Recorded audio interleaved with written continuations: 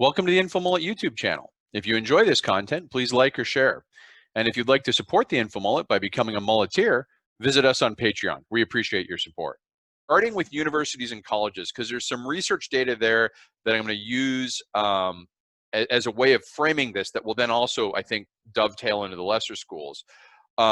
So the first thing is, when you think about a university campus, you can model that as an entity. And some of the research, there's lots of discussion about, and I'm going to stay fairly high level here. There's lots of discussion about, cohort spacing or how far Johnny's desk is from Sally's desk or, all these different tactics. I want to start at a high level and just say, can a university be made safe? And fortunately, the National Institute of Health came out with some research. It's preliminary. It's pre-peer review, so keep that in mind. But I looked through it. The link of this is in all the links for the discussion today are in the bottom. And what it took was it took a sample 5,000 student college. It used an SIR model, which is the susceptible, infected, recovered model that we've used throughout. When I first did my article on COVID-19 in January, I talked about the SIR pandemic models. Now it made a few modifications, but it's using a robust model. And what they wanted to do was to test, is there any way with testing and isolation that you can make a university safe under a variety of conditions, and what does that cost? So, I mean, before we talk about necessarily distancing or very tactical things, this is a really strategic question. Is there a solution that's viable with this general question of infections and testing? And so what they did is they tested 3 scenarios for an overall community spread. And the base case of community spread was an R value, this R value, which we know is the rate of infection, right? An R value of 1 or higher means you're in a outbreak scenario. 1 or lower, it's decreasing. And if you have like an R2, that means for each person who gets infected, 2 more are going to get infected. So the base case was an R2.5. They did a worst case of an R3.5, and they did a best case of R1.5. So right there, they took 3 levels of community spread. Then they tested in the model your testing frequency and whether you're testing all students every day, every 2 days, every 3 days, every 7 days. Now, I already hear Jennifer laughing about testing all students, and reliably doing it. So this is a model, and there's certain assumptions like you can perfectly test all students and get kids who can't even show, I shouldn't say kids, young adults who can't even show up for class on time to, hit the testing marks on a regular basis time over time. They looked at testing sensitivity. So that the frequency is how often you're running these COVID-19 tests, right? The testing, they did a range of sensitivity tests, and they looked at sensitivity and specificity. Now, sensitivity is the rate at which is called the true positive rate. And that right now with COVID is between 70 and 99%, depending on what you're using and how expensive a test you're getting. And the inverse of the sensitivity, we think of that as the false negative, or excuse me, the false negative, where you actually have it, but the test came back that, you didn't have it. This is why that range is really dangerous, because if you have a sensitivity of 70%, that means you might have 30% false negatives, which is what we've seen, as that people get tested as if they're clear, they still have it, they spread it. They also had a range of specificity rates, which is the true negative rate. And these with COVID are much tighter. You're talking between a 98 and a 99.7% specific rate with the test. And the inverse of the true negative is the false positive. So if you have a specificity of 99%, that means out of every 100 people who test negative, or excuse me, test inverse positive, basically it's someone who is testing positive but isn't really positive, right? And so then they did this model over an 80-day semester, 5,000 students, and they had different exogenous facts come in with infections coming in from outside the campus and all this. And they have the costs of these tests. And one reason I use this research is because it's easy in isolation to say, hey, yes, testing every day at the highest level of sensitivity and specificity and all this staff, and that costs money. And this money is a question that all universities are going to have to face. And I pulled this because in some ways, this is a proxy for high schools, for kindergartens, for other things. You're talking about, can you have a safe testing environment? And their policies were, if anyone tested positive, they would quarantine them in an isolation dormitory. So they'd remove them from the population and until a second confirmatory test. So the second test was to confirm that the first test was right. And what we found out was fairly interesting. So let's jump into what they did find out. First of all, I'm going to show, it's kind of a busy table. They did a lot of these scenarios, and this is what the results look like in the research. So this is, you can see here those parameters I just described. How frequent are you testing? The sensitivity rate, 70, 80%. The cost, overall cost to the university, the total infections out of 5,000 they had, and then this incremental cost effectiveness ratio, which is basically a dollar cost per infection avoided. And when you see over here, you see these phrases dominated. That's a game theory phrase. This is using a little bit of game theory, but it basically says this is no better than, you know, an earlier version. So you would not get any incremental benefit from having done this. And you can see here, the top is the base case and the bottom is the worst case. And on the next one, I'll go to the best case. But I just want to point out these costs on these range. So you go from weekly to daily, low sensitivity to high sensitivity, and you're talking a cost over 80 days of between $700,000 and $20 million, right, for a university of 5,000 students, right? So right off the bat, this is a very expensive thing. This is not going to be, forget all the infrastructure changes, how much it costs to redo class design. This is just testing and the quarantine costs, right? So you're talking a very expensive, and it's similar for worst case. You know, the cost of testing doesn't change that much. And even in the best case scenario, oops, excuse me, here we go. You can see here this cost ranges again, ranging from 500,000 to 20 million. Well, from these cases, there's a couple things they found that were common. First of all, law of large numbers is important, right? You're talking 5,000 students. So even if you have a specificity of 1%, you're going to have some people who get a positive test that's actually negative, and they're going to be quarantined in a dormitory and go through all the stress and, you know, am I really sick, until that second test comes back and clears them. This will create anxiety. It may also expose them to people who are actually infected. But when they ran all these tests, what they found for the three optimal scenarios for each community spread is that the frequency of screening was far more important than the sensitivity of the test. You could actually have, it was more important to have more frequent tests than it was to get a super precise test and only have it 1 day a week. That makes sense if you think about it, because you can get affected on any day of the week. And if you're only getting tested every 7 days, then there's 6 days between we catch you after you get infected, if you get infected the day after the last test. So the optimal scenarios for each type of community spread are listed here. And again, its base case is a general community spread outbreak, worst case, and best case. And the optimal policy in a base case is screening every 2 days. Jennifer Q. Laughter. At 70% sensitivity, it costs about $500 a student. Again, 5,000 students, you're talking 1,000 you're talking close to probably $5 million, you know, $4 or $5 million right here. Worst case is daily screening, and you're talking up 10 million, and this is just for one semester, right? You're talking millions of dollars just for one semester. And then the best case is, of course, the cheapest, because, well, there's not much community spread, so you don't have to, you know, there's far fewer, and you can do a weekly screening. So it gives you a range based off that community spread of what your testing would have to be to have the best outcomes. But that's not all they did. They did something pretty cool here too, which is they showed the consequences, right? We think about these testings and we say, aha, we've tested them. Well, what do you do with someone who tests positive, and what's the impact of that in a school environment? Especially, like, and we're start talking universities right now. So what they did is they ran some looks here of, this is what it looks like, and let me clear these charts, right? In each chart on the left, you have the number of students. The day of the semester is on the bottom, so the horizontal axis is the 80 days of the semester, and the dark blue here is tested positive. The light blue is symptoms, and the gray is false positive. And you can see here, expected daily this is the expected daily occupancy of the isolation dormitory.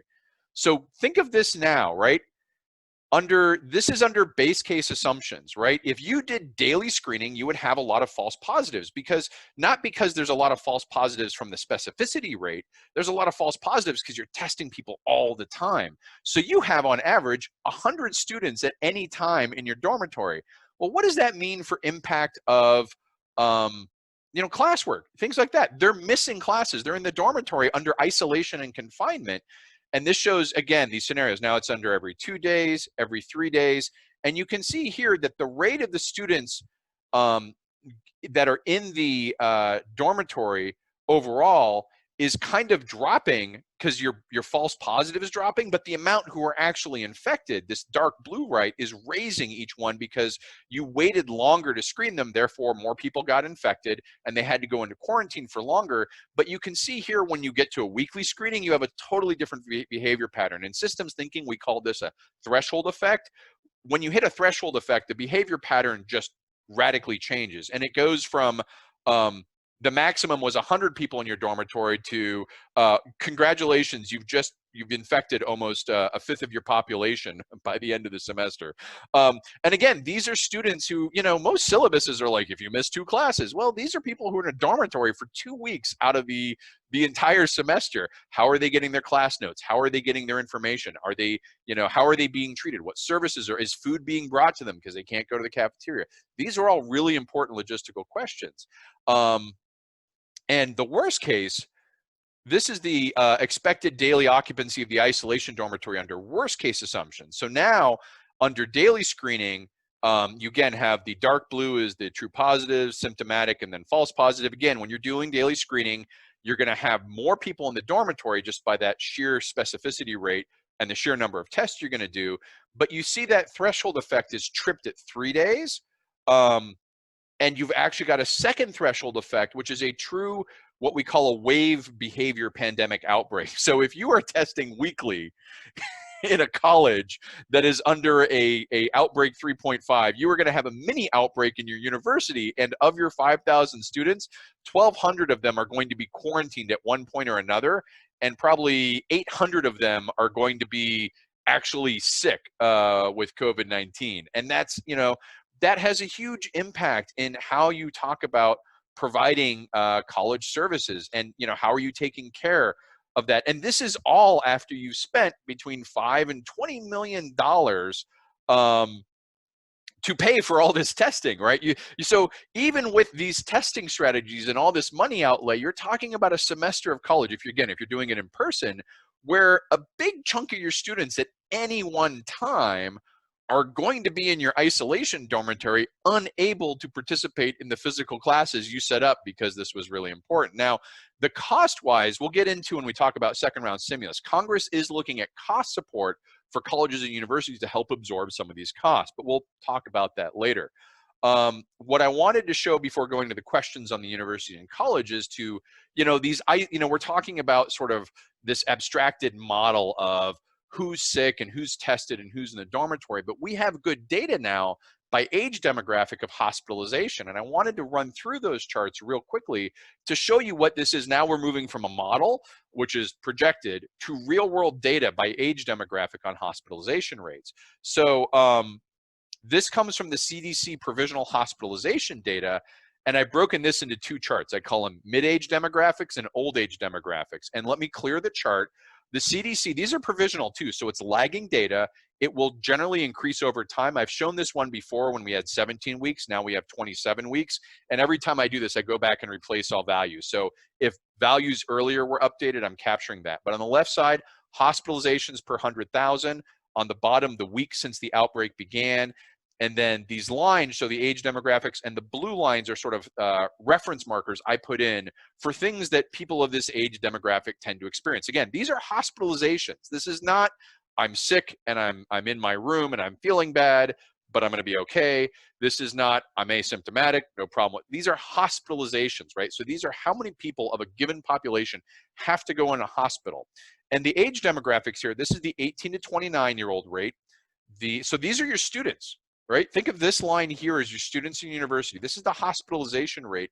And you're getting right now to the point where you're hospitalizing almost as many people in the 18 to 30 range as you are for asthma. and well more than firearm injuries. So COVID is now a higher hospitalization risk than asthma or firearm injuries for people 18 to 30. Your 30 to 39-year-old rate, this might be your graduate students, some of your young, your TAs, your young adjutant professors, things like that. They're now up over car accident hospitalization rates and hypertension, which most of them probably already have because of grad students. Your 40 to 49-year-old, I like to call this the TIM category. In fact, I think if you look at week 20, maybe 19 or 20, I'm actually in this hospitalization. That's me because I'm 46 years old and was hospitalized. And then your 50 to 64-year-old rate is now, they're getting hospitalized at a rate higher than flu on an average year by a lot, and getting close to diabetes, which one is the most frequent hospitalization rates for this age demographic. But that's not the only age demographic at the school. You know, we're talking students, grad students, your PhD students here, maybe in this blue, and you know, your adjunct and professors and TAs and you know, staff that keep everything are running in this. But let's go to the tenure track professors, right? They're in what I call the old age demographic. That may be unfair to tenure track professors, so it's a little bit hyperbole, but the tenure track graph shows age 65 to 74. Maybe they're still professing after that, but I also included the older age. These ones have really increased since I last did this chart, and it's important to understand that the hospitalization, as this continues to spread, the per capita hospitalization rate is still increasing. It's got a little bit of a gradual leveling out now, but it's not flat. And so here I've upped the scale. Notice the scale now is a lot higher, and it starts with hypertension, average influential diabetes. The 2018 influenza was the worst in recent memory, so I put that out there as a preliminary. Congestive heart failure. You've got some hospitalization rates. Now, granted, this is an 85 plus. They're probably not going to be in the professor ranks, but they may be in, you know, but your green line here, definitely your professors and administrators. So this really, you know, that first model showed what would happen to the students, and it was kind of, well, they're in the dorms or isolated, but this is showing hospitalizations. You're going to be managing hospitalizations in a university. Even if you're opening and testing frequency, you're still going to have, you know, key people, from key students to staff, TAs, adjuncts, professors, administrators. All of these folks are keys to running the hospital, and they're all going to be going in and out of being sick and requiring hospitalization at some rate. This is not a non-dangerous pandemic based off your age rate, as we're seeing now. This is the research I wanted to show. This is very difficult to correctly open a college under these conditions, right? And some people I'm already seeing are saying, like, well, what's the likelihood of kids behaving responsibly, right? We're talking, I mean, there's a poll that came out, I haven't dug into it, so I don't want to but it's saying kids are saying they won't go to parties. I'm like, okay, great. That's nice they say that, but when they get invited to a party, the question is if they're not. I mean, this is all at a high level, not very tactical, not down in the weeds, and it shows the infeasibility of a college campus. From a cost standpoint, you're spending $5 to $20 million testing, and testing has to be spot on. If you screw up your testing and miss people, all these numbers are off, and they're off to the worst. And for a result, you're still putting a lot of people in an isolation dormitory, because there's going to, the more you test, the more false positives you're going to have by that specific rate. So they're going to be missing classes anyway. You're going to have some people who get hospitalized and need to leave the environment and be taken care of and may have to be replaced. So Jerry Spalding's asking, ask kids if they want to learn from home or get a swab jammed in their nose every week. I had 3 swabs when I got COVID-19 and went into the ER and got hospitalized. I had 3 swabs in about 5 days, and I was feeling that for a while. That was not fun. Getting and I don't know of any test right now that doesn't involve nasal swabs. Getting a nasal swab every day for an 18-year-old or a 20-year-old, even for a 40 or 50-year-old who knows that this is important, that's not physically comfortable. That's going to cause a problem. Do